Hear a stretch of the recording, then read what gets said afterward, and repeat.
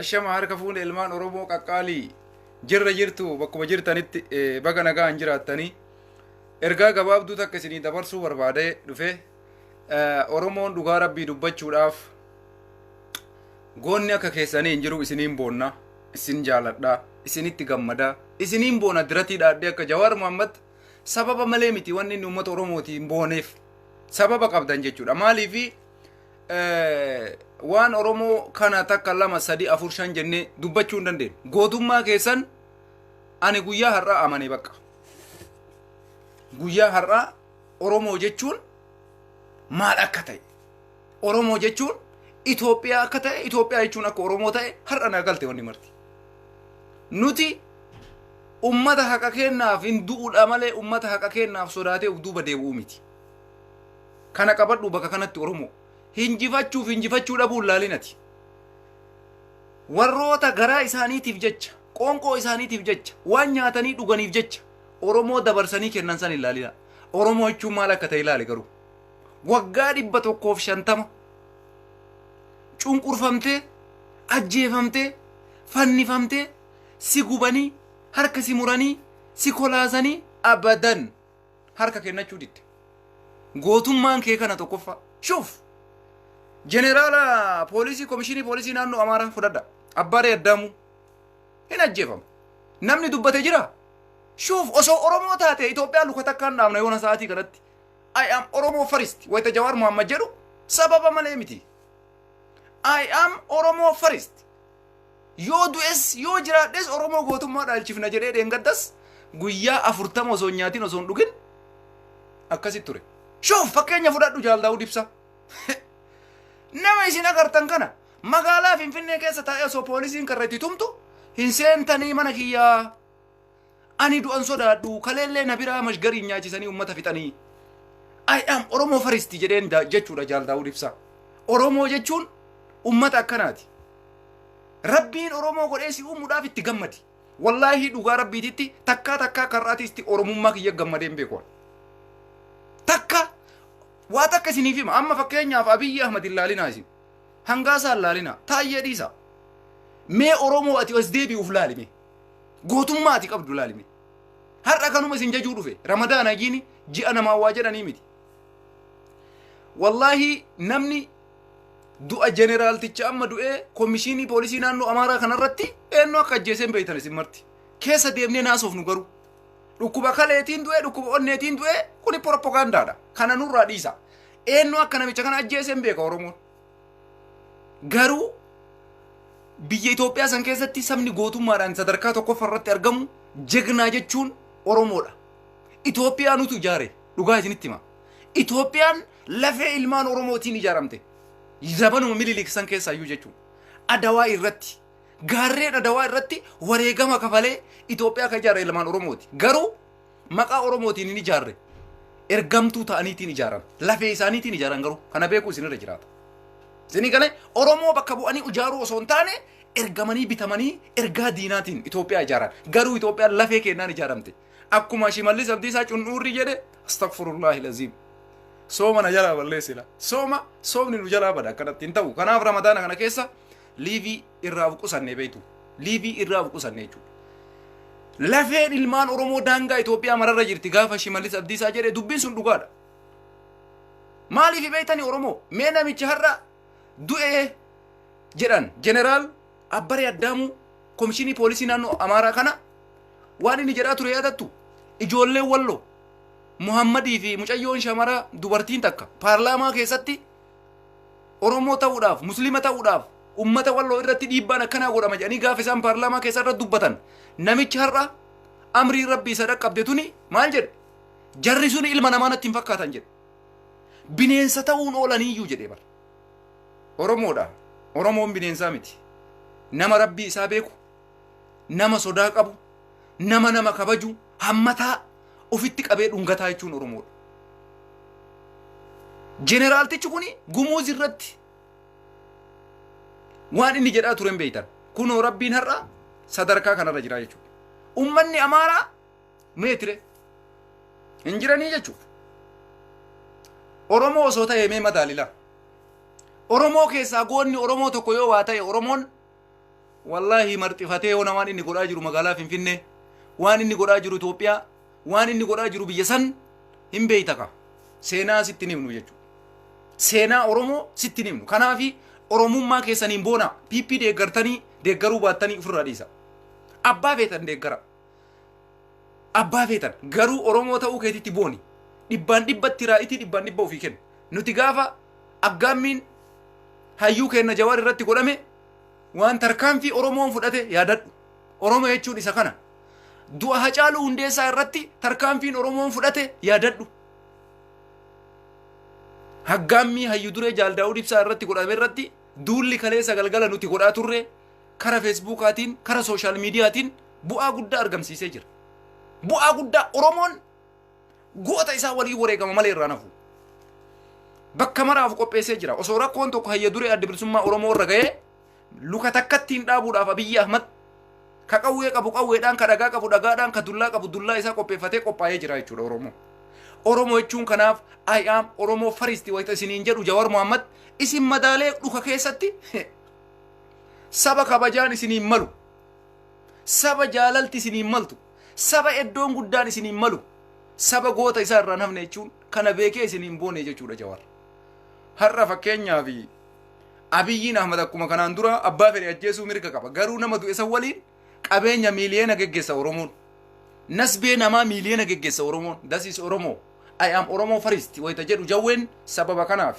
nama tokkoof jecha namni 12 namni 300 namni 400 namni 500 yoo du'u this is Oromoo Oromoon goota isaa irratti qaldiin beeku ay daraadari wallahi billahi dhugaa isiniif himaan ofitti amana isin martuu Oromoo yoo taate ofitti booni ofitti hin gaddin jeneraala komishinii poolisii naannoo Amaaraa du'e haaluma salphatti onneedhaan du'e jedhanii awwaalaa jiran jechuudha osoo Oromoo taatee dhukaa fi luka isii keessa seenee waan fuudhee dhugaa nama kanaa baasa jechuudha hayyuun Oromoo tokko osoo waa ta'e kanaaf Itoophiyaa jechuun nuyi Itoophiyaa maalatti Oromoo no Oromoo jechuun Itoophiyaa jechuudha kanaaf wanti Oromoon hin feene wanti Oromoon hin barbaanne wanti Oromoon hin goone hin ta'u tasumallee amma ajandaa kiyya isinii gabaabsaa sa'atii qabu gabaabsee fayyadamnaa amma waa'ee Jaal Daawud Ibsaa irratti duula eda halkan hayya duree adda bilisummaa Oromoo Jaal Daawud Ibsaa irratti godhame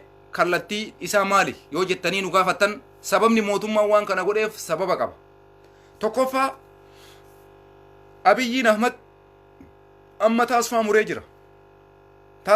jira maal jedha beeytu mammaayis Oromoo galaanni dabraa jiru sin fudhatin jaan galaanni dabraa jiru sin fudhatin jaan mootummaan kun amma deemutti jira waa baay'ee jim walii godhee lixuu barbaada sinii gale jim asii walii dha'ee lixuu barbaada garuu waan takka wanni isin beekuu qabdan nasbeen guyyaa rabbi baase malee abadan hin baatu wallahi billahi namni iimaana qabdu namni onnee tee keessatti rabbiin iimaan haga firee xaafii si kaa'e amantii keetiin kiristaana ta'i muslima ta'i guyyaa rabbiin sii katabee sirratti mallatteesse saniin alatti hin duutu abadan osoo akka namni saniiti du'e sila yoona hayyoota Oromoo mana hidhaa jirantuu du'a guyyaan jaraan geenne harka Abiyyiititti haa ta'u Abiyyiinis haa du'u abbaa ajjeesuu rabbitu beeka Jawaar hidhaa jira namni Jawaar jibbu meeqatu dhume namni Jawaar jibbu nama meeqatu dhume ka isin beeytan hisaaban qabu jechuudha hidhamuufi miti namni katu guyyaan kee kennaan ammoo ooluu hin dandeessu dhukkubsattee duuta koronaadhaan duuta ciiftee duuta feeyamtee duuta amma maayii kana Finfinnee keessan maal gabaasaa jiran ayyaanuma kana irratti osoo foon nyaatu ayyaana Faasikaa irratti foon hudhee ajjeesee jedhan foon hudhee ajjeese nama qabsoo Oromoo irratti du'e seenaan si yaadata nama foon si hudhee si ajjeese seenaan si yaadatu foon tu hudhee ajjeesee jedhan garuu maaliif kana isinii kaabeeytanii rabbiin akka barbaade si ajjeesa bishaaniin feeyamtee duuta foon tu hudhee si ajjeesa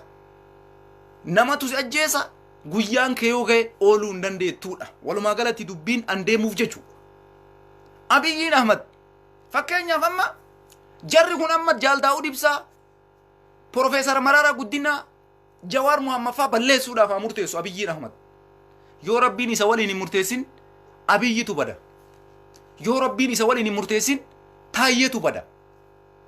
Dee yoo barbaachisaa ta'e bara obbo Taayyee danda'a akkuma dubbii namicha kanaati bara. Taayyeen boqatee madageettu bara. Haganuma dalagaan rabbi. Amma komishinii poolisii naannoo Amaaraa kana hindu'a jedhee namni irraa eegu hin jiru. Dheengadduma aangorraa ka'e har'a du'a isaa himan. Maal ta'ee du'e onnee dhukkubsatee du'e. Kanaafu Abiyyiin Daawud akkas godhe maali? No, Daawud ibsa abdiin isaa uummata Oromooti. Qabsoo isaa kaleessa qabate irra ciche. Yoo du'es yoo jiraates amma booda wanni isarraa hir'atu hin jiru, wanni isaa dabalamu hin jiru. Jaal Daawud ibsaa jechuudha.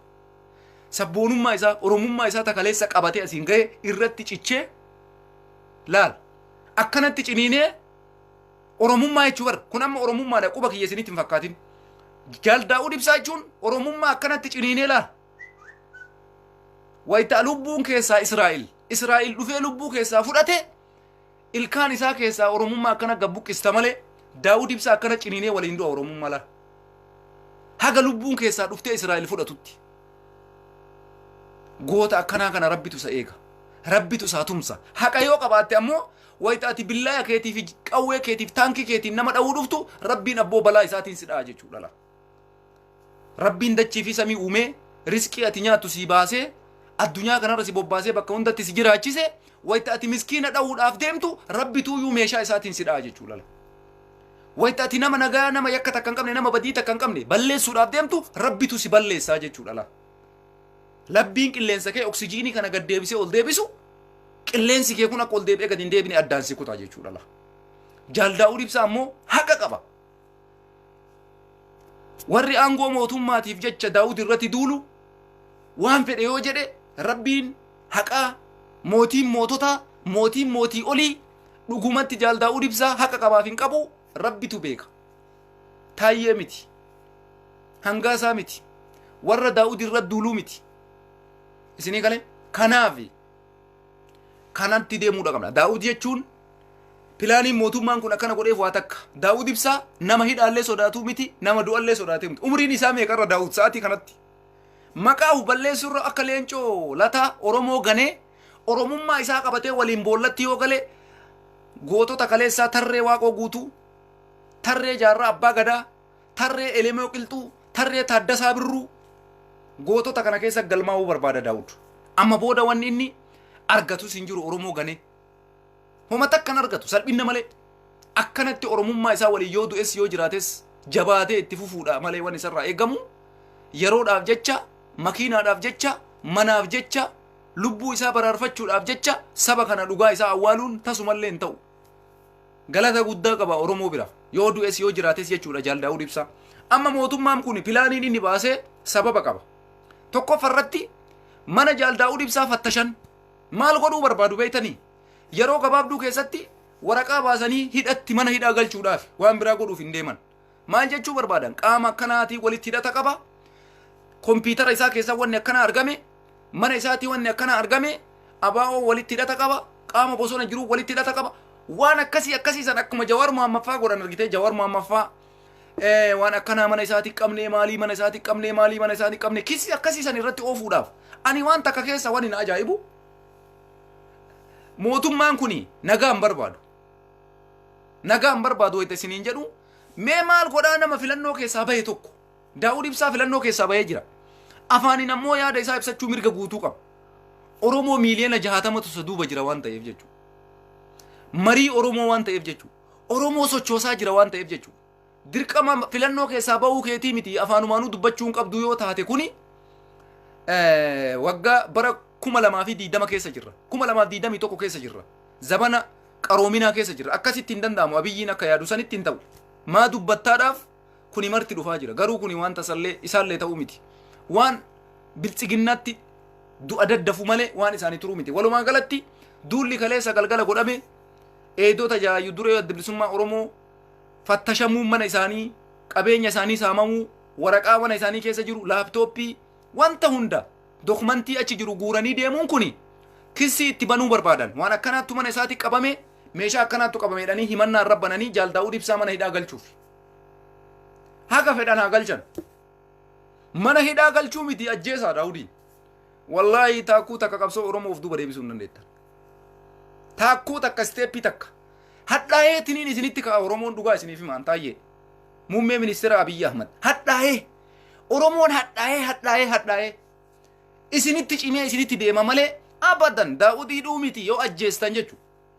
Gumaa isaanii baasa Oromoon gumaa isaa akka itti baasu ammoo akka itti Itoophiyaan ijaaramte waadaa waliigalee diqqaa guddaan kallattii isinitti Itoophiyaa oofaa jirtanitti deebinee bifa saniin itti deemaa jirra. Nama tokko hiriira gadi bayaa karaa cufaan jenneen kaleessa galgala wayita rakkoon Jaal Daawud irra ga'e namni gadi bayii keerroo karaa cufin jedhan jira. Jaal Daawudii birmadhaa jenne akkaataa itti birmatu san ammoo Oromoon pilaanii qaba tarsiimoodha qaba.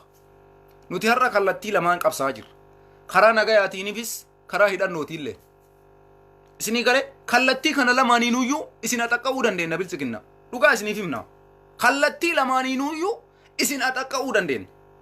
Warri qabsoo karaa nagaa godhu karaa yoo isinii cufee kararraa gore kararra dhaabatu bar dhagama karaa guuree kararraa yoo gore akkuma meeshaan keessan tokkochi magaalaa takka ba'ee magaalaa takka hin geenne yoo geene warri karaa hidhannootiin jiru ammoo tarkaanfii karaa hidhannootiin itti fufaa jechuudha. Akka isin hafuuran baafanne isin godhuu dandeenya jechuudha. Haaluma salphatti. Isinii galee kallattii lamaaniinuu wal qabsiifnee itti deemaa jirra jechuudha. Hin milkooytani. Abbaa beetan ajjeesuu mirga qabdu. Duuti kun akkuma namicharraa kana barra. Oromoon amma barate Itoophiyaan amma du'a baratte barra. Duuti biyya sanitti istaayilii waan akka istaayilii wayii ta'ee argamaa jira bara. Abiy Ahmed ati quban qabdu malee faashina ta'ee jira. Ebalu du'e yoo jedhan Oromoon amma fudhate ummanni Itoophiyaa illee nafatti fudhate. Bakka uumaa waan addisii wayiiti miti. Ebalu du'e yoo jedhan hirrifatu namni amma maaltu rifachiisa? Meeshaan qala'e akkas ta'e gatiin sukkaraa gana gale gatiin basalii agas gale gatiin timaatimaa gana gale gatiin kadaarii waan magaalaa keessatti nyaatanii dhuganii hagana gale ummata wanni rifachiisu biyya Itoophiyaa keessatti amma kana waan nyaatee dhugutu rifachiisa malee ebalu du'ee ebalu hidhameen nama rifachiisuu dhiisee jira. Kana maaltu fide? Warra amma bilchiginnaa ofiin jedhutu sadarkaa kanarraan Itoophiyaa ga'e jechuudha. Isinii galee warri bilchiginnaa deeggartan dhugaan jirtu kana namni du'a sodaatu hin jiru. Oromoodhaaf namni qabsaa'u takkaa du'a sodaatee hin beeku. Oromoon du'a sodaatu osoo Oromoon du'a sodaatee harka kenne zabana Hayilee Fidaa Maammoo Muzammirfaa fannifaman Oromoon harka kenna. Oromoon zabana san harka hin kennine har'a zabana diqqaa guddaan uf beekee ayyaam Oromoo faristi jedhee Oromoo Jawaar Mohammad akkanatti akka nama kubbaayyaan bishaan obaasuutitti Oromummaa ummata obaasee ujoolleen teenya talafaa dhufa jirtu didiqqoon qaanqee ibiddaa taatee qabsooftee jirtu kanatti Oromoo gowwoomsuun tasumallee hin danda'amu. Tasuma isinii wanta akka uumiti wanta akka wanni isinii fakkaatu yeroodhaaf qawwee harkaa qabnaa yoo gara filannootiin didde qara qawweetiin hin diddu yoo kara nagaatiin didde gara hidhaatiin hin diddu pilaaniin mootummaan ittiin deemaa jiru kanuma. Kanaafi waan ayya duree adda bilisummaa Oromoo Jaal Daawud Ibsaa irratti deemaa jiru ni balaaleffanna. Oromoon tokkummaadhaan balaaleffachuudha qaba. Waan kana caalutu dhufuudhaaf deema. Kana dura dhaabachuudhaaf Oromoon ammoo uf qopheessuu isinirra jiraata. Sa'atii ammaa kanarraa qabdanii jechuudha. Mootummaan kun manni hayya duree adda bilisummaa Oromoo akka fattashamu ka godheef pilaanii gala fuulduraatitti qabuufi malee har'a waa godhuufi miti. Isinii galee jiran osoo waa godhuu barbaade eduma waa godha. Garuu pilaanii itti baasee dhufuu barbaada. Pilaanii kana harka fashaleessuudhaaf Oromoon uf qopheessutu irra jiraata. Har'arraa kaastanii akkuma Abiyyiin Ahmad dhaqee mana fattashee dokumentii guurateen Oromoolleen dokumentii kee walit sassaabattee tokkummaadhaan waan dhufe hunda dura dhaabachuudhaaf of qopheessutu sirra jira jechuudha. Of qopheessutu sirra jira. Ka bosona jirtu akka bosona jirtutti leenjii kee jabeessitee cimsitee itti fufuu. Ka biyya alaa jirtu akka qarqaarsa kee itti fufuu. Kallattii kamiinuyyuu qabsoo Oromoo akkuma kaleessa jabaattanii wayyaanee kuffistanitti kanallee yeroo gabaabduu keessatti kuni wayyaanee iyyuu hin ga'u. Birriin biyya faranjiitii dhuftu dhaabbatte. Birriin Ameerikaa irraa dhuftu dhaabbatte. Wanni inni argatu gibira qamadii fi garbuu boqqolloo bunarraa uummanni keenya qotee bulaan itti kennu gibira san walii qabeeti. Sun harkaa cituu kaate homaa harkaan qabu mootummaan kun qullaadha. Amma Jaalmarroof Abiyyiin tokkoma. Geetaachoo Raddaatiif Abiyyiin tokkoma. Gibira uummata irraa sassaabu kanaan alatti birriin Awurooppaa irraa Ameerikaa irraa dhufu harkaa dhaabate. Kanaan alatti Itoophiyaa hin beektan biyya miskiina hiyyeetti. Birrii liqaa biyya alaatiin jiraatti. Kuni marti harkaa dhaabatee waan jiruuf amma booda wanni isaan fiduu danda'an takka illee hin jiru. Gara fuula duraatitti ammoo birriin guutumaan guututti Awurooppaaf Ameerikaa kokkeen goguuf deemte Abiy Ahmed. Maaliif yoo jettan akkuma isin argitan filannoo amma geggeeffamuuf deemu irratti mootummaan Ameerikaatii fi mootummaan Awurooppaa walii galteedhaan filannoo kanan taajjabnuu jedhanii Abiy Ahmed balaaleffatanii jiran. Abiy Ahmed filannoo kanarratti jara wanni galcheen jiru asumatti an filannoo godhee an dimokiraasii godhaa jira. Kophaa dimokiraasii fiduu hin danda'u namni. Addunyaa waliin dimokiraasii fida malee kophaa isaatiitti dimokiraasii fiduu hin danda'u. Paartiin biltsiginnaa qofti filannoo geggeessee dimokiraasiin dhufu hin jiru. Izeemaan luka Abiyyi dhiquudhaaf malee filannoo keessatti hirmaatee Oromiyaa bulchuuf miti. Abiyyiidhaa luka dhiquudhaaf. Ummanni kallattiidhaan akka itti garagalee arginaan Izeemaan Abiyyi luka dhiquudhaaf. Namni amma filannoo kanarratti deemuuf biltsiginnaadha. Filannoon bara amma biltsiginnaan bara injifate bara. Paartiin Abiy Ahmed bara ammayyuu injifate. Namni isaa waliin dorgomu hin jiru. Namni isa falmu hin jiru. Injifatee jira wannummaan isaan ampuulii filadhaa jedhanii uummata cinqaniif hin jiru. Mooyattanii jirtan. Yoo dandeessan akkanumatti itti fufa. Mooyanne jedhaa labsadha. Dhumate. Filannoo wanni isin gootanii filannoo booda wanni dhufu hin jiru. Akkanattuu isinitti makunuwaan Abiy Ahmed injifattee jirta. Filannoo sagaleedhaan osoo hin taane qawweedhaan injifatte tayyib. Bulchii rakkoon qabu. Haga gaafa rabbiin achiisi oofuutitti. Saniin gara kaanitti filannoo godhattee ka garagaran ooftu kuni ofiin gowwoomsin. Ummanni zamana kanatti gowwaan hin jiru. Wallahi dhugaa siif hima injifattanii jirtan. Taayyee danda'an maraatiin, hayluu addunyaa hin maraatiin, hangaasaa hin maraatiin. Injifattanii labsadhaa gadi baya. Akka itti injifattan ammoo kaardiidhaan sagaleedhaan osoo hin taane qawweedhaan injifattan. Afaan qawweetiin injifattan. Hidhaadhaan injifattan. Weeraruudhaan injifattan. Baqachiisuudhaan injifattan. Biyyarraa buqqisuudhaan injifattan. Kana caalatti maal barbaaddan? Isinii murteessinee jirra injifattanii jirtan. Haga gaafa rabbiitiin bulchuu bulaa. Achi booda akkuma Geetaachoo Raddaa kana gaafa guyyaan keessan gahe bosonatti galtuu jechuu. Gaara keessa fiiduu jechuu. Caakkaa keessa isin ari'an jechuu. Bakka seentan isintu beeka gaafa sana. Kanaaf Awurooppaan birrii qarqaarsi Itoophiyaadhaaf godhamu mootummoota addunyaa mootummoota Ameerikaa sax dhumate. Dhumate Oromoo. Gochi shororkeessummaadha jee Abiy Ahmed. Abaa Shaneetii fi wayyaanee irratti dabarse Suudaanii fi Masriin akka injifannoodhaan gara qabsoo isaaniitti deeman godhe dheengadda isiniin jedhe. Wannaan jedhe sun ammoo jabaatee itti fufaa jira. Agartanii xilaataa karaa saaqee Biraanuun Jeneraal Biraanuun Juulaa har'a gadi bahee tokkummaa nu barbaachisa ummanni Itoophiyaa jedha. Tokkummaan eessaa dhufa? Tokkummaan eessaa dhufa Itoophiyaa keessatti? Isin warra dhugaa namaa awwaalu. Warra dhugaa Hacaaluu Hundeessaa awwaale. Warra dhugaa Jawaar Muhammad awwaale. Warra dhugaa Baqqalaa Garbaa awwaale. Warra dhugaa Jaal Daawud Ibsaa awwaale. Warra dhugaa Profeesar Maraaraa Guddinaa awwaale. Tami dhugaan isin barbaaddan. Itoophiyaan isin waliin tokko ta'uu barbaaddan tan. Ay gowwummaa keessan. Tasumallee nu shawwaduu barbaaddu. Tasumallee gisee kanatti moo. Sorry. Wallahi baay'ee itti gadda. Baay'isee itti gadda. Yeroo isin hayyoota Oromoon qabdu sabboontota warra kaleessa Abbaa Hayyee Geetaachoo Raddaa Haile Maariyaam Dassaaleny luka takkattiidhaan dhaabee akkana godhaa ture Jawaar Muhammad faa qaallittii keettanii Jaal Daawud Ibsaa umrii isaa guutuu saba kana qabsaa'e halkan mana itti cabsaa Profeesar Maraaraa Guddinaa Oromoodhaaf jecha qabsoo karaa nagaa irratti cichee agarraa jiru diqqeessa Baqqalaa Garbaa Maandeellaa Oromoo umrii isaa guutuu saba kanaaf qabsaa'e mana hidhaa keessatti dararaa tokkummaa nutti faarsitu. No, untasumallee waan ta'u miti. Tokkummaa yoo jettu gogaa wanni ta'u takka illee jiru. Hujiidhaan yoo hujii keessa laalle sifir. Kanuma wanni jiru. Walumaa galatti Oromoon hinjifachuudhaaf yeroo gabaabduu siyafa. Abiyyi mallaqa alarraa argatu dhaabbatee jirarra. Waan meeshaa waraanaa ittiin bitatu hin qabu har'a muummee ministeera. Anatu isiniif hima. Meeshaa waraanaa waan ittiin bitatu. Qabadhaa quba. Deebisee ammoo waraanni adda bilisummaa Oromoo deeggarsiisaa ka godhamu biyyoota alaa irraa godhama. Har'a waraanni adda bilisummaa Oromoo dheengadda waraana Arsii keessatti argitan sun waraana diqqaa isinitti hin fakkaatin. Osoo jarri Wallagga balleessina jettu woboon Arsii fi Baale keessatti dagaagee daraaraa jira. Tarkaanfii ajaa'ibaa fudhachuudhaaf akkuma isin argaa jirtan kana dalaguutti jiran. Kun injifannoo guddaadha Oromoodhaaf. Kanaaf wannan isinii dhaamu hayya duree adda bilisummaa Oromoo ta'ee hidhamtoota siyaasaa kamana hidhaa jiran ta'ee rakkoo Oromoo irra dhufu kamuu qolachuudhaaf keessaaf alaa wal quba qabaachuudha qabna wal ijaaruu qabna tokkummaadhaan socho'uudha qabna warra bosona jiran jabeessuun nurra jiraata mootummoota addunyaa waliin warroonni akka dandeettii qabdan akka fakkeenya Heenoo Gabbisaa argitanii kaleessa miidiyaa irratti nu boonsan miidiyaa Faransaay 24 maal jedhu san irratti waan ajaa'ibaa dubbatan namicha achi irratti dhufe san akkana godhanii bar mataa raasisiisanii afaan isa qabanii dubbachuu dhoorganii qabsoo ajaa'ibaati jirti uummanni Oromoo jabaadha. Kanaafuu Oromoo du'aan sodaachisu Oromoo hidhaan sodaachisu kanarratti hayyu duree adda bilisummaa Oromoo waa'ee Jaal Daawud Ibsaatitti yoo deebine Jaal Daawud Ibsaatitti tarkaanfiin fudhatamuudhaaf deemu gara fuulduraatitti. Isinii galee Oromoo wannummaan mana isaanii dhaqanii fattashaniifu tarkaanfitti seenuudhaaf akka Jawaar Mohaammed godhan godhuu barbaadu. Kanaaf qophaa'uun nurra jira. Uf qopheessuun nurra jira. Yoo dandeenye filannoon kun akka hin godhamne dalaguu qabna. Filannoon kun godhamuu hin qabu. Akkuma Awurooppaan didde, akkuma Ameerikaan didde, ummanni Oromoo illee diduudha qaba. Gizeen amma wayita isiniin jennu sababa malee miti. Yeroon amma ka'ii tokkummaadhaan Oromoo. Gizeen itti namummaa kee mirkaneessitu har'a.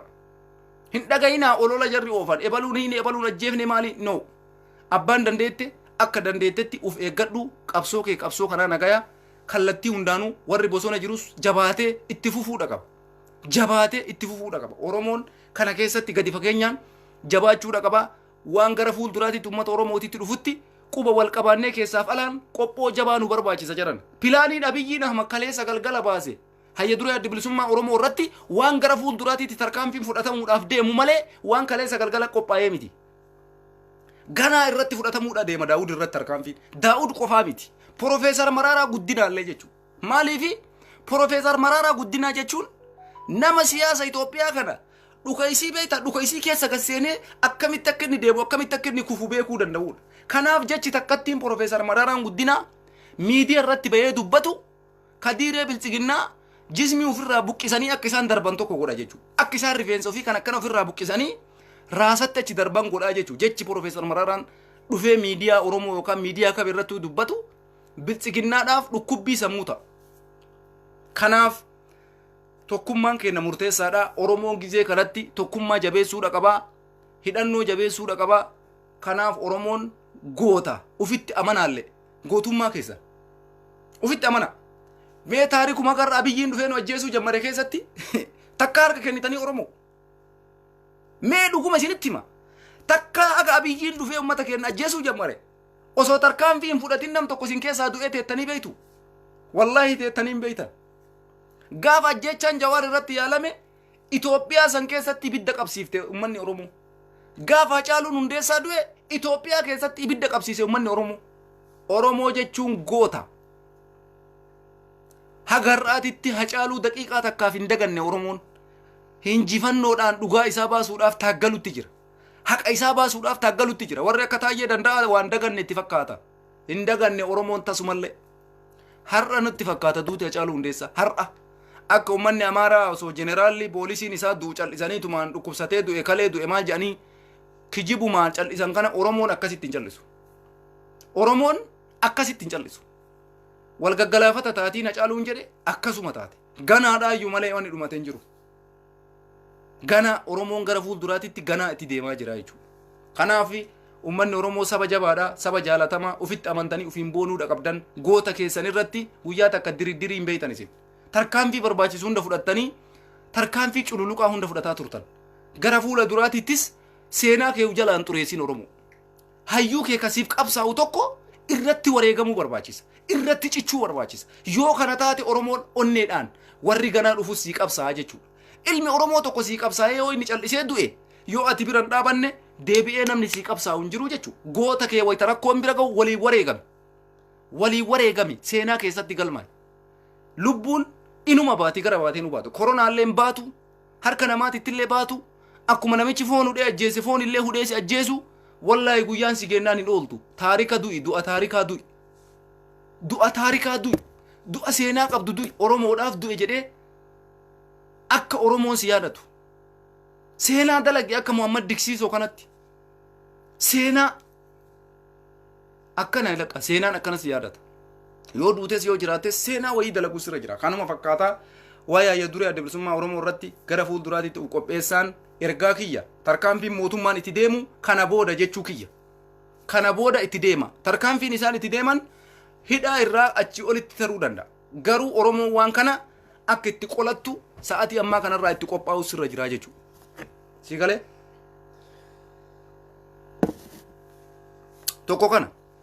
Waan biraa wanti jechuu barbaadu ergaa wayii taayee danda'atii fi hayluu addunyaatii dabarsuu barbaada. Waan Abiyyiin Ahmed nu ajjeesee nu miidhe caalaa jecha taayee danda'atii fi jecha hayluu addunyaattu Oromoo gubaa jira. dubbii kana qalbeeffadha. Taayyee fi hayluu addunyaa biraan naa gaya. Waan Abiyyiin Ahmad ajjeesee ummata keenya hidhee weeraraa jiru caalaa jecha taayyee fi hayluun addunyaa qabsaa'ota Oromoo irratti barreessantu ummata Oromootitti coggaarraa ta'aa jira jechuudha. Maaliifi nam tokko siyaasaan wal adda ta'uun sirri, siyaasaan wal mormuun sirri. Nama kana kaleessa hayyoonni keenya warri akka Jawaar Mohammad goota keenya taayyee danda'a, goota keenya hayluu addunyaa jedhaniini wayita isaan mana hidhaa jiran barreeffama akkasiisan barreessanii fi sagalee ta'aafii turan. Jarri kun har'a yooma Abiy Ahmed illee jaalatan nuti maa Abiyyi jaalattaniiti miti, maa bilchiginnaa deeggartanii miti, maa bilchiginnaa waliin dhaabattanii miti. Namni jarana diqqoo mallee hin saalfatu. Wayita nama Oromoodhaa umrii isaa guutuu qabsaa'e abboo waan amma taayyee fi hayluun addunyaa suni qabsaa'ota Oromootiin jettu wallahi sabni biraa jechuu hin danda'u. Saba Amaaraas haa ta'u, saba Tigree haa ta'u abadan moorali yalla'u. Jecha akkasii jedhanii hayyuu Oromootu qoqeequ moorali mallee hin qaban sabni biraa jechuu. Taayyee danda'a wanni inni dubbatu dhugaa rabbiititti waan nama gaddisiisuudha. Mee amma barreeffama inni kaleessa barreesse Oromoon waggaa 2 caalee jira jedhe Daawud Ibsaa nurraa hidhaa aga jedhe. Mee Oromoo makamtuu Daawud haa hidhamu jedhe jiran. Jaakii sobni hin barbaachisu Oromoo irratti na shoofin taayyee. An osoo Abiy Ahmad ta'ee taayyee danda'a irratti tarkaanfii cululuqaa fudhadha. Dhugaa isinitti maal? Tarkaanfii cululuqaaf duuba deebii hin qabne. Abiy Ahmad osoo ta'ee muummicha ministeera taayyee danda'a tarkaanfii irratti fudhachuudha qaba Abiy Ahmad. Taayyeen dogoggora guddaa dalagaa jira. Namni Abiyyi deeggaruu rakkoo hin qabu. Akkamitti waan akkanaa dubbata namni? Wanni inni dubbatu kun waan sirrii miti bar. Tokkochummallee Daawudiin qeequu mirga hin qaba. Garuu Oromoo ofiin jedhaa jira. Badhaadhina ofiin jedhaa jira. Abiyyi bakka bu'eetiimi. Abiyyi abdateeti malee waan akkana qabu dubbachuu hin danda'u. Osoo muummeen ministeera isa waliin jiraachuu baate dubbachuu hin danda'u. Garuu Daawudiin kun maal akka ta'e Oromoon hin beeka. Innis hin beeka. Yeroo waan akkasii barreessu, yeroo jecha akkasii dubbatu ara of eeggannoo cimaa isa barbaachisa. Abiyyi immaan mataan isaa taayyee danda'a irratti tarkaanfii fudhatee nutti argisiisuudha qaba. Dhugaa rabbii isinitti maal?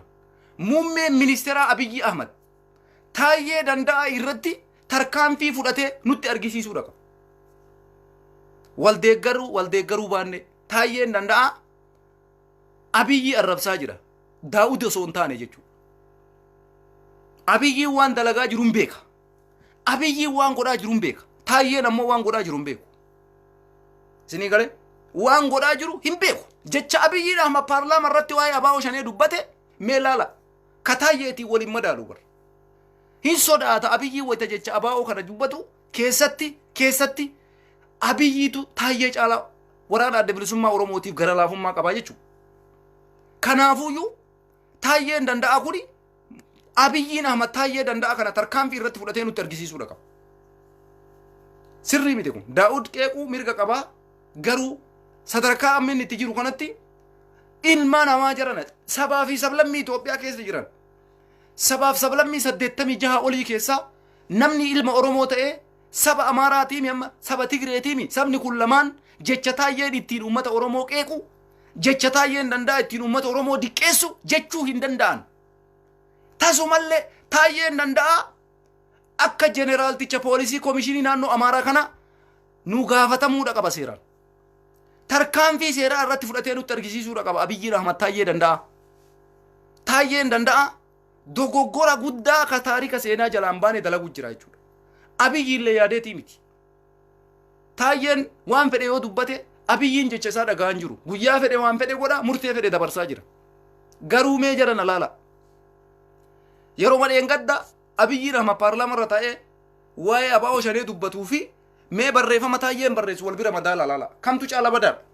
Taayyee danda'atii jechuudha. Taayyeen danda'a nama garaa isaa guuttatee nama duraan mee fakkeenyaaf gaafa guyyoo waariyoo intervii godhu yaadattanii taayyee danda'a akka inni jiru. Hin yaadattuumi? Har'a mee waan inni fakkaatu laala. Dhaabachuu dadhabee luka addaan bargaanfatee dhaabata. Garaan keessaa gabbu'ee bar wanni hin jiruumi kuno. Garaan keessaa gabbu'ee dhaabachuu dadhabee yeroo dhaabatu luka isaa akkana bargaanfatee dhaabata. Kuni maal jechuudha? Waa'ee garaa isaatiin alatti, waan nyaatee dhuguun alatti, waan garaa guuttatuun alatti waa'ee qabsoo Oromoo qubaayyuu qabu jechuudha. Abiyyiin Ahmadiin beekami waan inni fakkeenyaaf abaa'oo shanee xilaata Itoophiyaati jedheemi Abiyyiin jechuma kana qofa qabatee waan hin taane waan Oromoo irraa dubbatamuyyuu silaa hin malle waan silaa Oromoon namaan jechuun malle tokko dubbata namichi sun. Ani gaafa dheengadda ummanni Amaara Abiyyi Ahmad akka Gazaafii goona jedhe san ittiin gammanne jecha san maaliifi Abiyyi oma fedhellee yoo ta'e nuti hiriira irratti bayaa turre balaaleffachaa turre takka akka Gazaafii si goonan jenne takka jechuudha laa namni keessatti parsantii wayii walii laafuudha qaba. Taayyee Danda'aa kuni wallahi mee jarana xiinxallaa lala wanni inni dalagu waan badaa kanaafi Abiyyiin Ahmad Taayyee Danda'aa irratti tarkaanfii fudhatee ummata Oromoo saba bal'atti argisiisuudha qaba jechuudha. Nama biraan gaafadhu nama tarkaanfii Taayyee Danda'aa irratti fudhatamu achi tarree nama biraa waraana adda bilisummaa Oromoo minaamin hin gaafadhu. Mootummaa biyya bulchaa jiru gaafan. Abiyyi Ahmad mataa isaa gaafannaa jechuudha. Taayyee Danda'aa irratti salphinna inni Oromoo salphisaa jiru, diqqeenna inni ummata Oromoo diqqeessaa jiru, jecha inni ummata Oromootiin jedhu jecha nama madeessu, jecha inni qabsaayaa Oromootiin jedhu jecha nama madeessu. Muummeen ministeera Abiy Ahmed Taayyee Danda'aa tarkaanfii cululuqaa irratti fudhatee badhaadhina jedhu san warra badhaadhinaatitti argisiisutu irra jiraata jechuudha. Taayyee jechuun gufuu badhaadhinaati. Taayyeen gufuu biltsiginnaati. Taayyeen dhandhacha biltsiginnaa ajeessaa jiru keessaa isa tokkodha jechuudha. Kanaafi namni Oromoo jibbu ilma Oromoo ta'ee badhaadhina ofiin ja'a nama waggaa 30 Oromoodhaaf qabsaa'ee har'allee Oromoodhaaf jecha wareegamaa jiru hangaasaa dhiisi. Hangaasaa dhiisa. Hangaasaan akkanumaan iyya. Kaleessaan illee ni beeyna hangaasaa Ibrahim. Taayyee jechuun dubbi himaa mootummaa naannoo Oromiyaati bar. Dubbi himaa mootummaa naannoo Oromiyaati bar Taayyee. Hangaasaa Ibrahim wannummaan koomannullee hin jiru. Abadan. Ani dhugaa isinitti himaa waan kana xiinxallaa ture. Jecha Taayyeen nuun jedhuu fi jecha Abiyyiin nuun jedhu waliin madaalu. Wallaahi billaahi waliin madaalu. Gaaraa fi laga. Aboo bar laphee nu cabsee bar. Jechiin na dura adda bilisummaa Oromoo irratti kaleessa dheengadda barreessu an akka ilma Oromoo tokkotti obsee dadhabe. Abiyyiin Ahmad akkamitti obsa waan kana qabu. Oromoo wadhaaf hin jedhaan jiru. Wallagga dhaqee Leencoo Laataa afaan faarsine. Wallagga dhaqee Hayilee Fidaa afaan faarsine. Arsii dhaqee gootota Arsii hin faarsine. Baalee dhaqee gootota Baalee hin faarsine. Harargee dhaqee gootota Harargee hin faarsine. Shawaa dhaqee gootota Shawaa hin faarsine. Wayita Taayyeen Danda'aa irra dhufee qabsaa'ota Oromoo irratti dhugumaan dhukkubbii garaa keessaa xilaata Oromoo ta'uu isaa of argisiisu Taayyeen adabamee nutti argisiifamuu qabaa jechuudha. Akkuma namicha jeneraala poolisii naannoo Amaaraa kanatti yeroo gabaabduu keessatti obbo Taayyee Danda'aa tarkaanfiin irratti fudhatamee ummata Oromoo saba bal'aa ummata miiliyoona 60 kana deebiin argachuu qaba ummanni kun. Deebii argachuudha qaba. Namichi kun Oromoollee bakka hin bu'u, Biltsiginnaallee bakka hin bu'u, Abiyyi Ahmadis bakka hin bu'u. Ni soba Taayyeen fakkeessituudha. Fakkeessituudha. Abiyyiifis dubbataa hin jiru. Akkuma isiniin jenne garaa isaatiif dubbachuu jira. Namni kun ammoo qabsoo Oromootiin mana hidhaatii bahe. Qabsoo qeerroo fi qarreetiin mana hidhaatii bahe.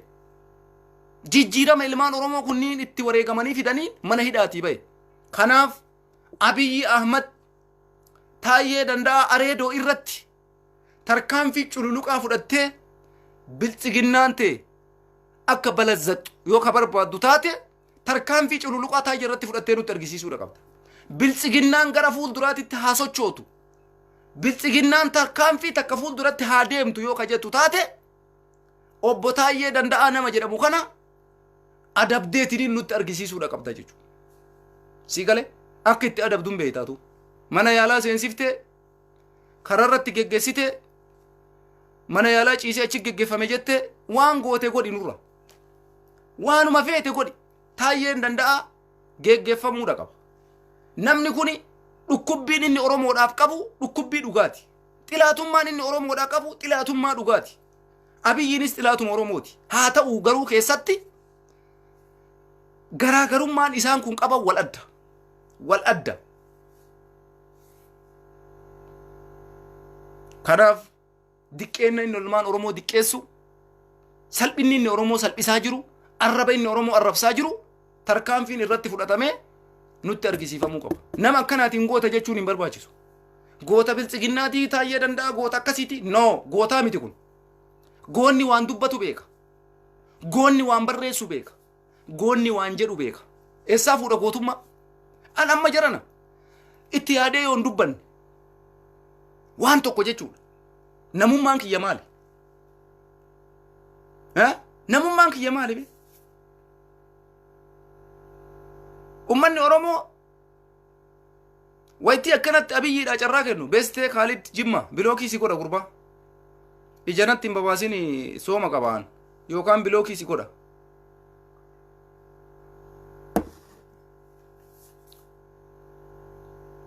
oromoon Abiy Ahmed osoo barbaade halkan takkattiin hin galabbataa bar halkan takkattiin ijan babaasin siin jennaan ijuma babaastaa bilookii si godheera isinii galee kanaafi wanti ani isiniin jechuu barbaadu kana Abiy Ahmed wayita oromoo bira dhaqan ilma oromooti isiniif dalagaa jira isiniif akka godhaa jira jedhee afaaniin nu sobaami taayyeen danda'a ammoo xilaatummaa akka Abiyyi sanitti ummata oromoo sobee itti fayyadamuu hin dandeenye kanaaf biltsiginnaan taakkuu takka fuulduraatitti haasochootu yoo jette biltsiginnaan uguruun geettuun beeyna garuu taakkuma takka duratti haasochootu yoo ka barbaaddu taate taayyee danda'a adabamuudha qaba taayyee danda'a tarkaanfii cululuqaa koomishinii poolisii naannoo Amaaraa irratti fudhattan kana irratti fudhattanii nutti argisiisuudha qabdan an namicha naannoo Amaaraatti du'ee dhukkuba onneetiin du'ee jedheen amanu gara kiyyaan fudhadhu jechu wanni nagalchillee jiru waa'ee sanii keessan galu ani kabeeku waa'ee oromooti oromoo fi oromummaadha abbaa fedhe waan fedhe yoo ta'e kana galchu waa'ee oromootii fi waa'ee hayyoota oromooti oromootti nama ashoofu irraa dubbachuudha dhugaan jiru kanaaf taayyeen yeroo gabaabduu keessatti tarkaanfiin irratti fudhatamee oromoodhaa deebifamuudha oromoo miiliyoonni 60 si caqasaa jiraa jechuu kiyya Abiy Ahmed si caqasutti jiru kanaaf wanti isiniin jennu kana ummanni oromoo har'as boris qabsoon isaa itti fufaa tokkummaa keessan jabeessaa injifannoon ko ummata oromooti wannummaan dhufu takka illee jiru oromoon tokkummaa keessan jabeessaa bakka jirtanitti qabsoo keessan finiinsaa walqooduu dhiisaa ati ebaluun kun haa dhaabbatu nuti oromoon tokko haa beeynu oromoodhaaf qabsoofna haa beeynu akkuma bara duraanii Sumaalee keessatti yoo yaadattan bara mangistuu amantiidhaan adda bahuu dhabanii muslima kiristaan osoo hin jedhin bakka takkatti gorra amansan har'a seenaan sun irra deebi'ee wanni dalagamu hin jiru itti fufeetiniin oromoon osoo amantii waliin qoodin ka kutaa ati ebaluutii kan itti dhiisa amantiidhaan wali qooduu hin qabu oromoon ati muslima ati kiristaana ati waaqeffataa ati maali amantii walii kabanyee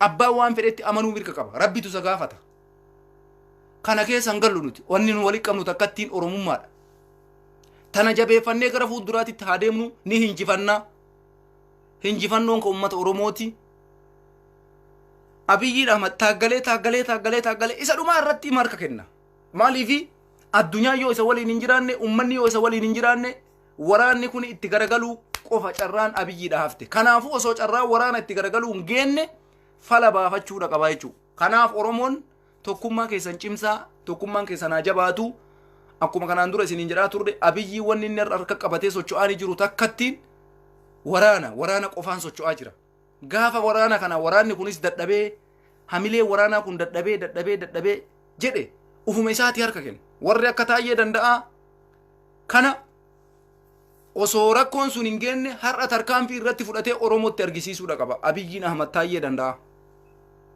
kuni dhaamsa kooti ganamallee waan dalagaa deemuuf kana caala isinitti hin dheeressu sila wanni haasofnu waa baay'ee jira biiziidha dhugaa rabbii ramadaan illee akkasii dalagaan kanuma kanaan faa waliin isin rabanne sooma keessa ammoo namni waan hin taane illee dubbata inshallah rabbiin ramadaana khairin waa godhu ramadaana torbaana raka ramadaana guyyaa 23 obboroo ka'aatii bakka jirtanii faxara warra gammaatitti hordoftanii sheer gochuudhaan nu faana turtan galatooma ulfaadha injifannoon ko ummata oromooti qabsoo jabeessaa oromummaa keessanitti amanaa tokkummaa keessan jabeessaa dhugaa oromoo irra dhaabbadhaa gandummaa dhiisaa gosummaa dhiisaa kutaa ebaluutii no tasuma waan akkasii hin fidina oromoo jechuun oromoodha bakka dhumate kanarratti walii gallee yoo jenne wallaahi ni injifanna. Kanaaf inshaallah rabbiillee nu waliin jira warjiran. Rabbiin nu waliin jiran beeytaniini. Namicha Jeneraal Abbaree Addaamuu jedhamu kuni nama dheengadda ilmaan Oromoo Walloo paarlaamaa keessa teettee ummata isaanii ka albeedhaan cafamee waraanamee fi ka qabeenyi isaa irraa buqqa'e maaliif paarlaamaa keessa dubbattan bineensa nama natti hin fakkaattan jarra jedheensan har'a kunoo sadarkaa inni irra jiru rabbitu beeka jechuudha waan inni keessa jiru. Addunyaa kanarraa buqqatee jiru jechuudha. Jiruun addunyaa haganu. Anaafati har'a hin jirra boruun jirru. Garuu waan gaarii dubbadhu. Waan gaarii dalagi ummata keetiif saba keetiif lubbuu teetanaaf. Salaati soomi ibaadaa godhi dalagadhu qotadhu miskiina qarqaari saba kee waliin dhaabbadhu yoo duute ashhadu an laa ilaaha illallah wa ashhadu anna muhammadan abduhu wa rasuluhu jecha tana takkatti rabbi sin dhabsiisin. Duuti sirratti waajiba. Siigalee obboleessa kiyya duuti abadan hin dheeratti malee hin fagaatti malee wallaahi sirraa naftu nama 400 alaalaa jira miti. Tokkochi keessan du'an ooltan garuu guyyaa duutan rabbitu beeka. Bor duutan iftaan duutan ji'a dhufu duutan ji'a itti aanu duutan rabbitu beeka. Akkaataa amantii keetiitiin san hin beeku kaan amantii kiristaanaa waaqeffataa an akka kiyyatti shahaadaa sadhumaa irratti shahaadaa rabbiin nan dhabsiisinii du'a katmii rabbi na haa tolchuu kaayoon kiyya kanumaa anaan alatti waan gaarii dalagadhaa deemaa isiniin jechuu kiyyaa waan gaarii dubbadhaa deemaa isiniin jechuu kiyyaa tanumaa wanni isiniin jennu rabbiin gaafa nu uumeeyyuu hin duutan jedhee nutti hime guyyaa manu jalaa dhoyse malee jechuudha. Hin duutanii nuun jedhee deeme guyyaa manu jalaa dhoyse. Kanaaf jajjabaadhaa rabbi nu haa milkeessu Oromoo rabbi haa bilisoomsuun ergaa kiyyaa fayyaa naa ta'a halkan gaarii nagaa keessa jiraadhaa injifannoon koo uummata Oromootii. Oromiyaan ni bilisoomti.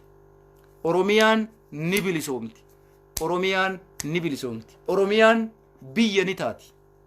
Biyya Oromiyaa jedhamtu takka ni jedhamtu. Alaabaan teenna alaabaa addunyaa keessatti ni fannifamti. Alaabaan teenna alaabaa addunyaa keessatti ni fannifamti. Itoophiyaa keessatti Oromiyaa biyyi jedhamtu ni ijaaramti. Oromiyaan ni bilisoomti. Oromiyaa bilisaa dhaabuudhaaf tokkummaa jabaa nu barbaachisa. Oromoo hundaayyuu jechuudha. Alaabaan teenna alaabaa addunyaa keessaa mul'achuudhaaf tokkummaa jabaa nu barbaachisa. Biyya ijaarrachuudha qabna biyya Oromiyaa jedhamtu. Kanaaf jabaadhaa tokkummaa keessan waan isinitti dhaamannuudha. Kanuma isiniin jedhaa galatoomaa rabbiin nu haa milkeessu. Inshaallah haganuma isiniin jenna halkan gaarii sooma gaarii isinii haa ta'u.